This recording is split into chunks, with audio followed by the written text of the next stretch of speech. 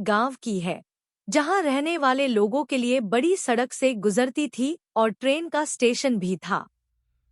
गांव में रहने वाले लोग बस सांस लेने के लिए ही उस स्टेशन पर जाते थे, क्योंकि वहां ट्रेन की आवाज सुनना बहुत आम बात थी। लेकिन एक रात ऐसी ही ट्रेन ने उनकी जिंदगी का रुख पूरी तरह से बदल दिया।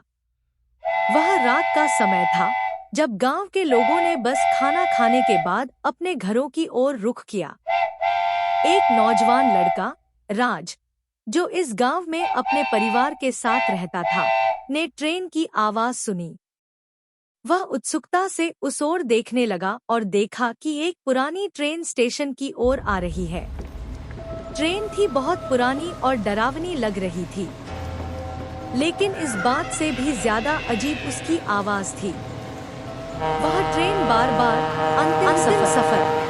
अंतिम सफर चिल्ला रही थी। राज को डर लगा, लेकिन उसकी जिज्ञासा भी उसे वहां खींच रही थी।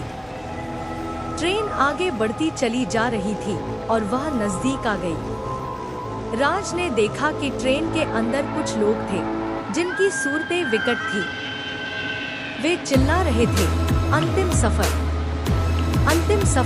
उनकी आवाज डरावनी और अनजानी थी। राज को वहां से भागने का मन कर रहा था, लेकिन उसके पैर जम गए। वह दरवाजे की ओर देखने लगा, लेकिन वहां उसे एक बड़ी दरार दिखाई दी। वह देख पाया कि ट्रेन के लोग बाहर आ रहे थे, लेकिन उनकी सूरतें अब और भी डरावनी और विकट थी। उन्होंने राज की ओर देखा और अपनी ओर बढ़ाई। राज ने वहां से जल्दी से भागते हुए अपने घर की तरफ दौड़ा और वहां पहुंचकर देखा कि उसके परिवार वाले भी वहीं थे। वह अपने दोस्त से इस ट्रेन के बारे में पूछने लगा। उसके दोस्त ने बताया कि कई साल पहले इसी स्टेशन पर एक हादसा हुआ था जिसमें बहुत सारे लोगों की मौत हो गई थी। उन्होंने कहा कि वह ट्रेन जिसे राज ने देखा था, वास्तव में एक अद्भुत और डरावनी घटना का रूप ले रही थी, जो उस रात फिर से जीवित हो गई थी।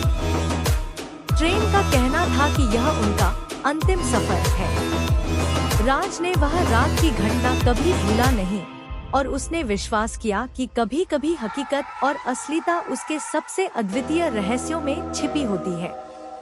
वह हमेशा सोचता रहा कि क्या उसने वाकई उसी रात को उस ट्रेन के साथ गुजारा था जो सिर्फ उसकी धार्मिक संवेदनाओं को उसके लिए एक अनुभव बना दिया था।